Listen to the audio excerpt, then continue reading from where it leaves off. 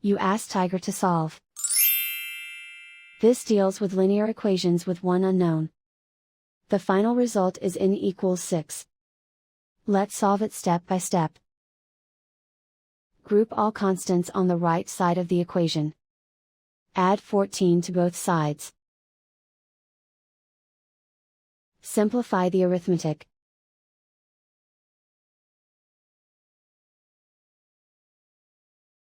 Isolate the n. Divide both sides by 3. Simplify the fraction.